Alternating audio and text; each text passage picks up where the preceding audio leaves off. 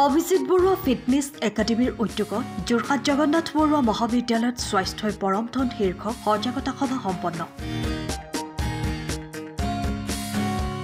Abhijit Barua fitness একাডেমীৰ উদ্যোগত যোৰহাট জগন্নাথ বৰুৱা মহাবিদ্যালয়ত স্বাস্থ্য মানুহৰ পৰম সম্পদ। স্বাস্থ্য থাকিলেহে সকলো কাম সম্ভৱ। এই লক্ষ্য আৰু উদ্দেশ্য আগত লৈ যোৰহাটৰ বিশিষ্ট দৌৰবিদ তথা গ্ৰীনিছ ৰেকৰ্ডৰ অধিকাৰী অভিজিত বৰুৱাৰ এক বিশেষ পদক্ষেপ।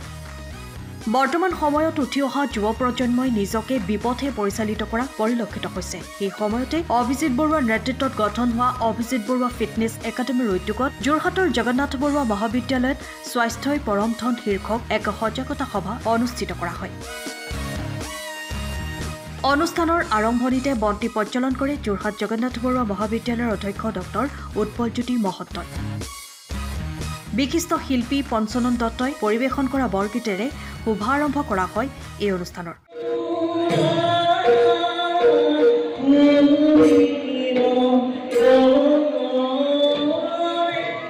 অভিজিত বৰুৱা ফিটনেছ একাডেমীৰ অভিজিত বৰুৱাই উদ্দেশ্য ব্যাখ্যা কৰা অনুষ্ঠানত উপস্থিত থাকি বক্তব্য প্ৰদান কৰে CRPFৰ কামাণ্ডেণ্ট বিকাশ কুমাৰ সিনহা, ইউটিউবাৰ ডিম্পু বৰুৱা, ৰঞ্জন শইকীয়া, শিৱ কলিতা, ৰাজেশ চক্ৰৱৰ্তী, মহেন্দ্ৰ দত্ত, বিশিষ্ট চিকিৎসক ডাক্তৰ গোলাপ ডেকা প্ৰমুখ্যে বিশিষ্ট ব্যক্তিসকল। সকলোকে বিশেষ ধন্যবাদ জনাইছো। আজি অভিজিত বৰুৱা ফিটনেছ একাডেমীৰ উদ্যোগত তথা জগন্নাথ বৰুৱা বিশ্ববিদ্যালয়ৰ সহযোগত যোৰহাটৰ কেইবাখন স্কুলৰ সহযোগত আমি এটা অনুষ্ঠান আয়োজন কৰিছোঁ, হেল্থ ইজ ৱেল।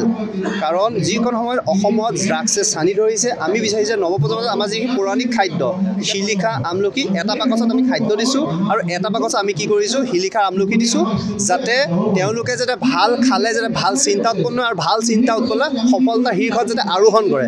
ইয়াৰ প্ৰথম উদ্দেশ্য হৈছে নৱপ্ৰজন্ম থাকিলেহে অসম থাকিব।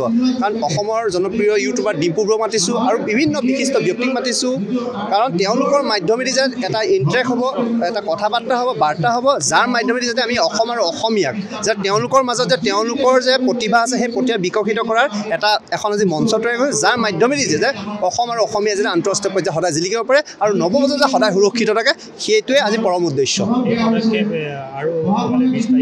গোটেই অসমতে কৰিম, কাৰণ এইটো হৈছে আমি ক্ৰীড়াবিদ হয় যিহেতু, কাৰণ আমাৰ দায়িত্ব আছে উঠি অহা চামক যাতে আমি কিদৰে স্বাস্থ্যৰ প্ৰতি সজাগ কৰিব লাগে, কাৰণ স্বাস্থ্য থাকিলেহে সকলো থাকিব, স্বাস্থ্য নাথাকিলে একো নাথাকিব।